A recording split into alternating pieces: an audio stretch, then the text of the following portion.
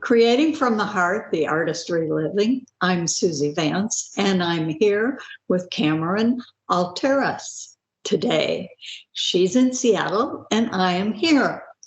So, Cameron, I know you have written a book recently, and I know it is about your journey, which is an amazing journey. From everything I understand, you were raised as a Mennonite. Yes, you were raised as a Mennonite, and today things seem a bit different for you. How did you make that change? What is it that you are doing today as a result of your experiences in life? Well, that's a lot of big questions right there. Uh-huh. So, yes, I was raised Mennonite. My roots from my mom's and my dad's side both were Amish Mennonite. And that was in Ontario, Canada. It was a very small, close-knit community. By the time I came along, my parents had moved on to a more liberal form of Mennonite, and so I didn't have to wear the braids or the plain dresses or anything like that. But the theology continued to shape my life as it had my parents. Mm-hmm. And the book that I wrote that you talked about was about how the theology has been used in negative ways in many people's lives. It was called Resistance, Confronting Violence, Abuse, Power and Abuse Within Peace Churches. Mm-hmm. And we looked at stories. It was from the first person perspective. Each of the chapters was written from the first person perspective. So we gathered 30 some people to write of their experience growing up within that theology. And so as a part of that, I wrote mine. And I particularly focused on how power was abused, and I got caught in it, at the hands of a pastor who was very well known, very well respected, and I ended up being sexually abused by this pastor. Complete betrayal of trust, of everything I had grown up with. So coming to terms with that, I really could not stay within that community. Just with all integrity, I could not stay. So that was my reason for leaving. And when was that? Just to give us some perspective. Okay. I left, officially, I withdrew my name in 2000 and sort of, kind of. 2009-ish. Okay. 2009, 2010. Yeah. And actually, when I met with my pastor at the time and told him I'm withdrawing my name, he knew my story. Brave of you. Pardon? Very brave of you. Well, once again, it was a matter of integrity. I understand. Yeah. And when I met with him, he surprised me. He knew of my story. I had shared it with him. He said, "You have more integrity than many people who show up on Sunday morning, because many people just come because they've always come, or their parents expect them to come, or it's good for their profile within the community. But you've done a lot of thinking about this, and I understand, and you have my blessing." So that was big for me. And this was not the pastor that abused you, right? No. This was a pastor that understood what it is that had happened to you and how you had gotten to this decision. Right. Exactly. Right.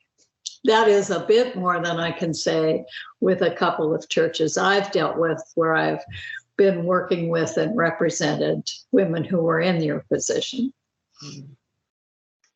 Yeah, in most cases, it doesn't turn out that way. I understand. Yeah. No, usually people go on and they've been so wounded that many of them don't recover. Or if they happen to, they haven't made a connection with the church or the person or whatever, and have been unable to make their peace with it. That's true. That's very true. For me, it was essential to bring this out into the open within that community. And so not only speaking to that pastor, but then going on to edit this book. So I co-edited it with a friend of mine. And the name of the book is Resistance: Confronting Violence, Power, and Abuse Within Peace Churches. And I felt it was essential to bring these stories, not just mine. And the stories aren't all focused on clergy sexual abuse. There's issues of LGBTQ abuse, there's racism, there's sexism, there's colonialism. So it's the whole gamut. But for me, it was essential to bring these out into the commons of where these abuses had occurred, because if abuse is going to occur in the commons, healing must also occur in that commons. Right. So that was my strategy. And it was amazing how each of the people who contributed to this book really glommed onto that, really came to understand that, yes, if there's going to be healing, it has to happen within this public sphere where the abuse happened. Right. It has to be seen. It does. Yeah. Yeah, because once it's seen, then there might be more acceptance of what has taken place and more willingness to do the work that people seem to have to do to recover. Right. And I don't necessarily mean just in this instance, the women or the people who were abused, but also the person who was the perpetrator understanding the impact of what they've done and making their own peace with it. Well, one would hope that can happen. And in some cases it does. Right. Yeah. Well, the more of that happens, the more the world will be a better place. Yeah. Yeah. So what do you hope now for this book? Because I understand it has just come out. Yes, it came out. We had the launch in September, an in-person launch. We did an online launch in November, and we had a lot of positive response to it. I hope that people will be able to see this as a resource, because it's filled, like I said, with experiences, a whole gamut of experiences. A resource in terms of seeing how one journey through this pain, through this vulnerability, can lead towards healing.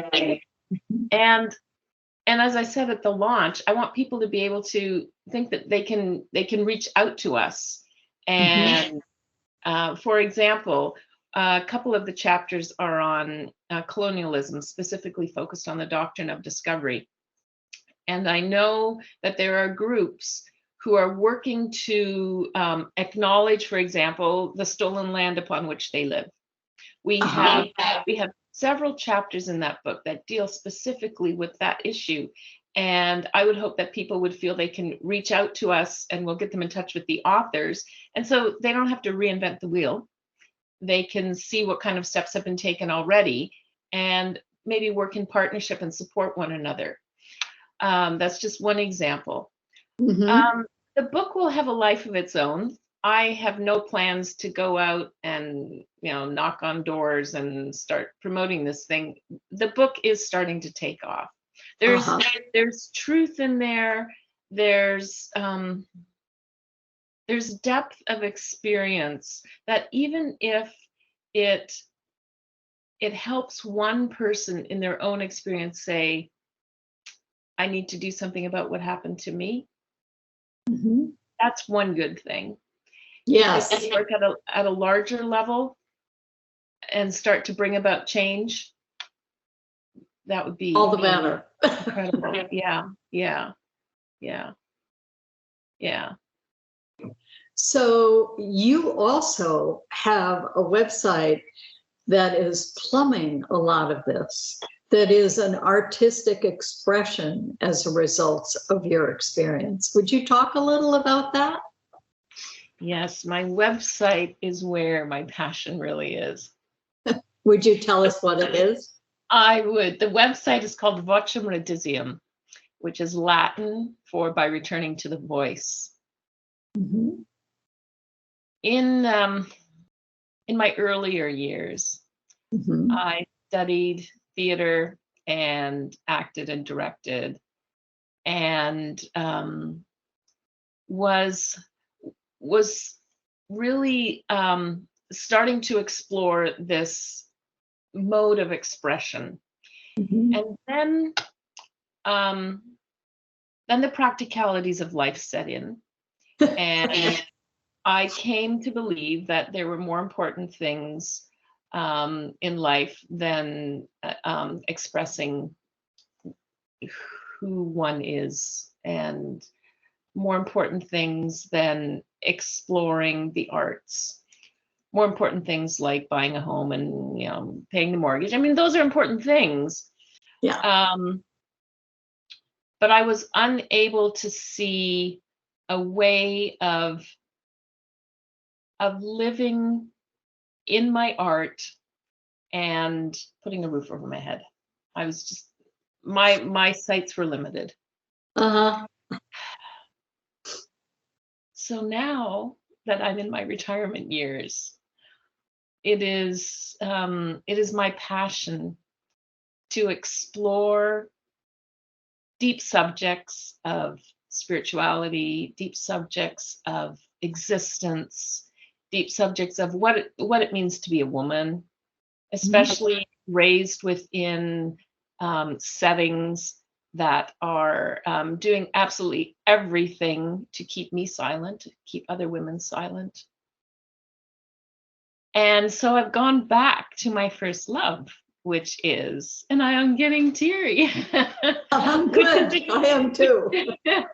Which is expressing through word, poetry, sound, music, these deep longings.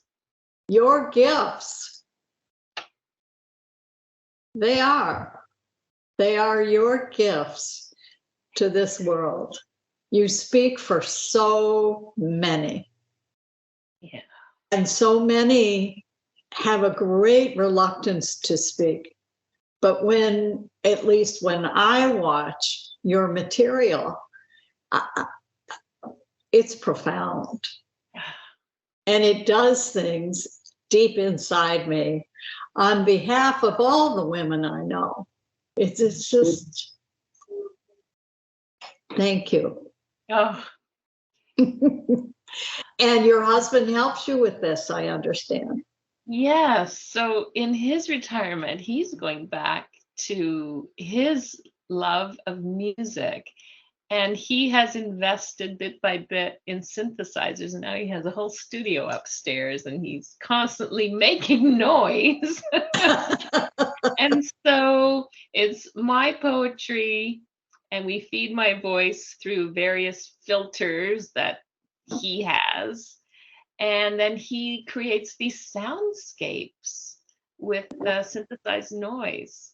And some of it is so melodic and so beautiful. And other parts of it are quite disturbing and dissonant because the themes are that way. But what is so incredible to me is how his soundscapes really work in dialogue with the words of the poetry. And so in some ways it takes our fireside chats, because we often sit by the fire and we talk about what we're reading or what we're thinking. It takes it and it distills it down to the space on an audio recording, and then he adds the sound to just really expand it. So I love this collaboration. oh yeah, I'm loving it. I really am. Yeah. How great that you have come to a place where you feel so free to do this. That's true. That's really true. Yeah. Yeah. Free and grounded. Mhm. Yeah, absolutely. Yeah. And what was interesting about that was somebody had come across my website and asked if I would participate in an online class, so to speak. So we had met in an online group, and then we were talking about what we do, and so I was sharing my website, and so she asked if I would help lead a class on freeing your voice and using my material from my website as part of that. And so actually another book is coming out of that. And it's going to be published in the next couple of weeks or so. And I use specific recordings from my website as ways of demonstrating what I'm talking about. Mhm. And for example, the one part that I talk about is how religion has silenced women. And one of our recordings called Bat Kol, which means the voice of the daughter of God, or the echo of the voice of the divine. And in that is basically my indictment of 2,000 years of history of religion. Actually, it's more like 4,000 years of history of religion that has just silenced women. And so as we were talking about the theory of this, and I brought in feminist theology and feminist philosophy, having the participants listen to that recording was more effective than a 1-hour lecture. Why am I not surprised? Well, it hit the themes in so many different ways in 13 minutes. Mhm. Yeah.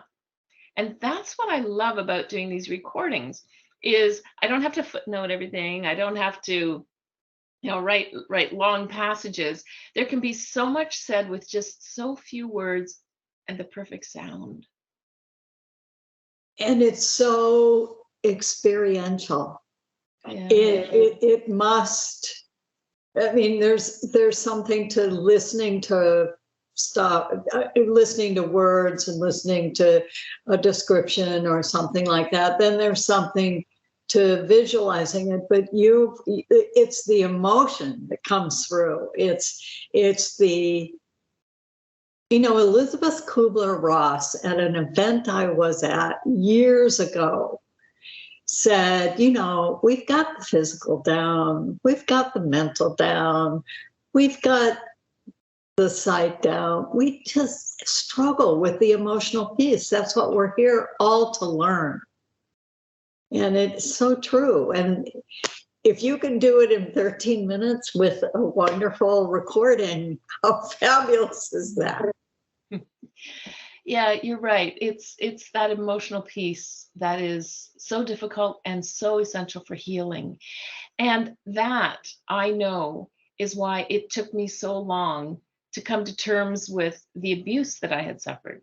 Because when I left the theater, I left my emotional self and went right to my head. It was so much easier to navigate the world by remaining in my head.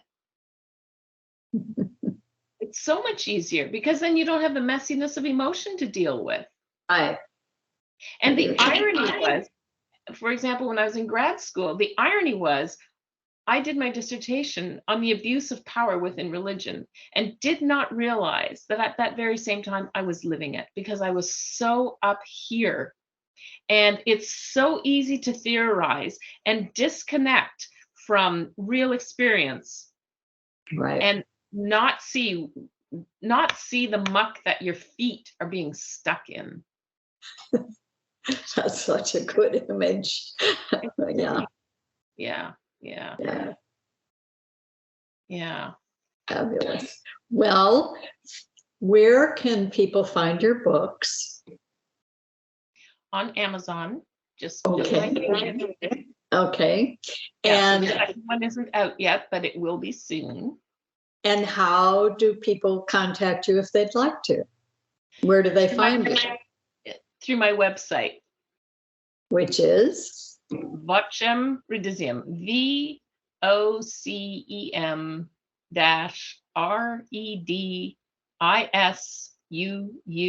VOCEM-REDISUUM.com. Perfect. And I specifically chose not to have my website with my name because the important thing is the voice, and returning to the voice is essential in my healing journey anyway. And so that's what I want to profile. That's what I want to have as the focus. That's what you want to have be your gift. Yeah. Yeah, that's right. Well, thank you very much for spending time with us today. Creating from the Heart, the Artistry of Living, Susie Vance. See you next time.